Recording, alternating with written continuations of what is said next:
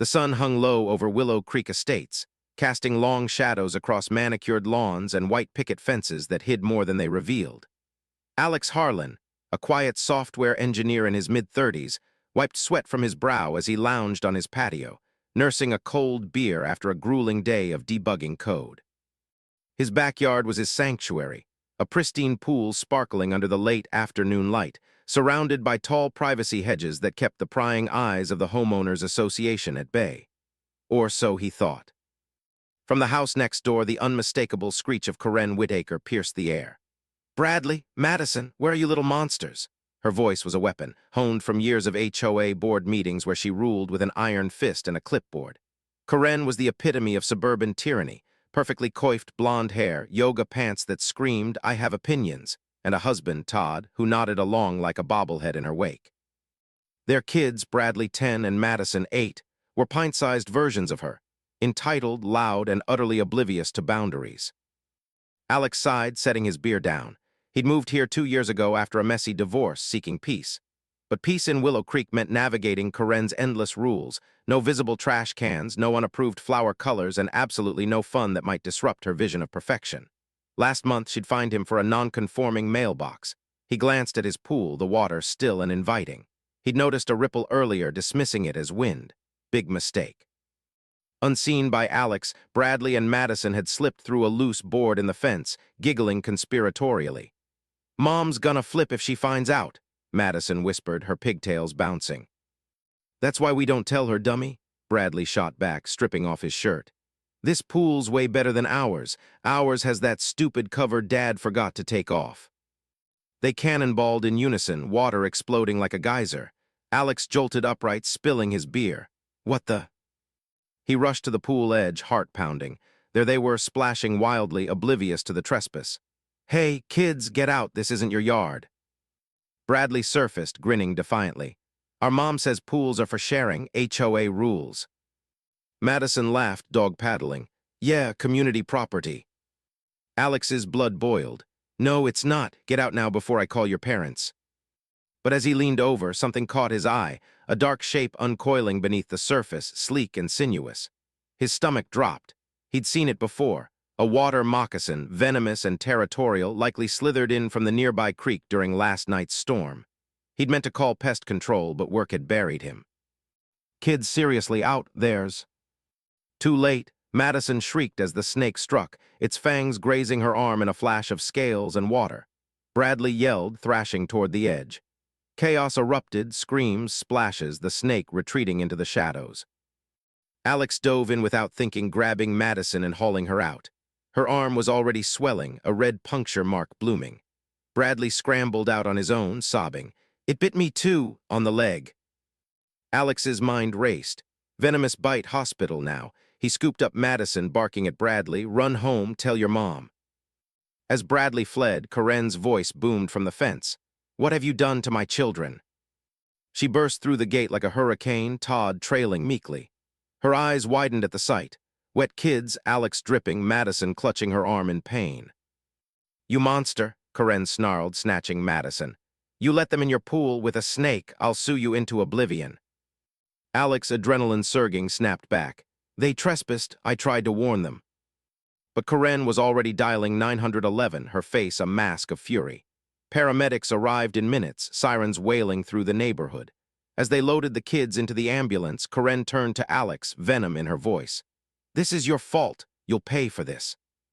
Todd muttered weakly, "Corinne, maybe." "Shut up, Todd," she hissed. Alex watched them speed away, the pool now a crime scene in his mind. Neighbors peeked from windows, whispers starting. He hadn't called pest control soon enough. His negligence, their pain, but her kids' recklessness, that was on her. As night fell, Alex sat alone, guilt gnawing. His phone buzzed, a text from the HOA. "Emergency meeting tomorrow. Your property is under review." Karma's first bite, the snake's venom was mild, kids would recover. But the real poison, Corinne's wrath spreading like wildfire, and deep down Alex felt a spark of something darker, revenge. The next morning, Willow Creek buzzed like a disturbed hive. Alex woke to pounding on his door, his head throbbing from a sleepless night filled with visions of fangs and lawsuits. He opened it to find Sheriff Deputy Ramirez, badge gleaming, notepad in hand. "Mr. Harlan, we need to talk about yesterday." Alex invited him in, coffee brewing as a feeble armor against the interrogation. "The kids are okay, right?" "Stable," Ramirez said, his tone neutral. "But Mrs. Whittaker filed a complaint, negligent endangerment, says you knew about the snake and didn't warn the neighborhood." Alex's jaw dropped. "Knew. I saw a ripple, thought it was nothing until, wait," she said. "What?"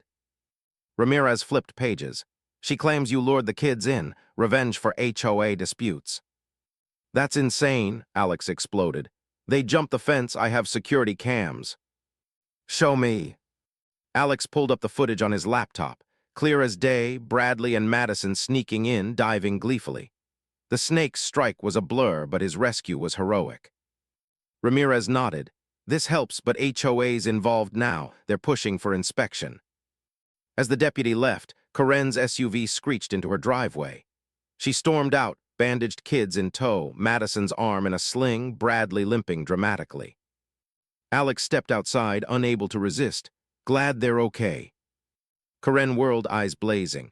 "Okay, my baby's scarred for life, and you harboring wildlife, you're a menace." Todd hovered, whispering, "Corinne, the doctor said it's just a scratch." "Irrelevant," she barked. "Alex, expect a fine and eviction proceedings if I have my way." Neighbors gathered, Mrs. Patel from across the street, old Mr. Jenkins with his cane. Whispers turned to murmurs. "She's overreacting," Mrs. Patel said loudly. "Kids shouldn't trespass." Corinne spun on her. "Mind your business or your garden gnomes are next." The HOA meeting that evening was a circus in the community center. Corinne presided, gavel in hand like a judge. Item 1, Alex Harlan's hazardous property. Alex stood, Cam's footage projected. "They broke in, I saved them." Murmurs of agreement, but Corinne slammed the gavel. "Irrelevant. You failed to maintain safety standards. Motion to fine $5,000 and mandate pool removal." Gasps. Todd shifted uncomfortably. "Honey, that's extreme." "Seconded," called her crony, Susan, from down the block. The vote was close, 7-5 against Alex. He left fuming, fine notice in hand. Back home, he paced. Guilt twisted into anger. How dare she twist this? He researched. Water moccasins common here, but her negligence in raising boundary-ignoring kids, priceless. That night a knock, Todd alone looking sheepish. "Alex, I'm sorry, Corinne's," intense, but Madison's having nightmares, Bradley too. Alex softened.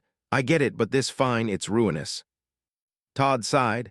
"She's pushing for more, says she'll expose your secrets." "What secrets?" Todd hesitated. "Your divorce, she dug up records, abuse allegations from your ex."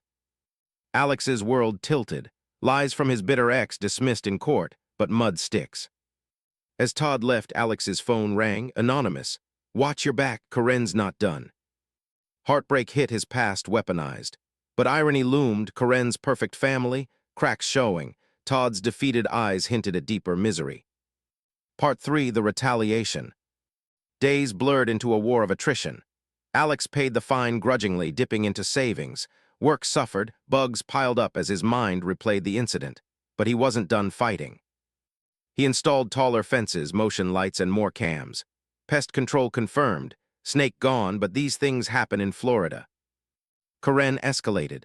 Flyers appeared in mailboxes. "Beware, dangerous neighbor at 142 Oak Lane," with Alex's photo circled in red. Neighbors divided. Some sympathized with Alex, quiet guy, keeps to himself. Others, fearing Corinne's wrath, shunned him. At the grocery store, Alex bumped into Madison. She flinched, hiding behind Corinne's cart. "Sorry," Alex muttered. Corinne sneered. "Stay away from my child, predator." The word hung like smoke. Heads turned, Alex's face burned. Back home, he vented to his sister on the phone. "She's destroying me." "Fight back," she urged. "Expose her hypocrisy." Alex dug online. HOA minutes. Corinne had vetoed community pool safety upgrades to save costs. Irony, her own pool had violations, uncovered chemicals, no fence gate lock.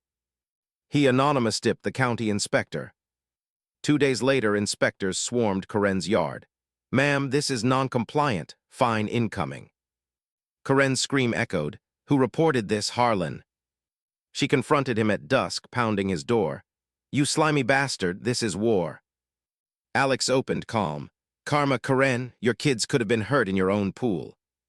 She lunged, slapping him. He reeled, cheeks stinging. Todd pulled her back. "Enough." But Bradley, watching from their yard, smirked. "Get him, Mom." The slap went viral. Alex's cams captured it, posted anonymously to neighborhood Facebook. Outrage boiled. HOA emergency vote. Karen suspended as president.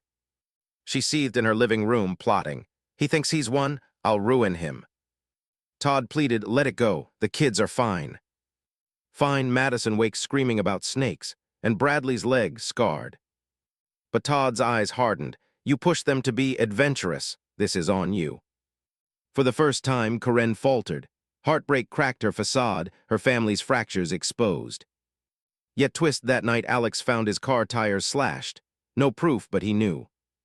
The neighborhood simmered, alliances shifting like sand. Alex, emboldened, rallied supporters. Petitions circulated.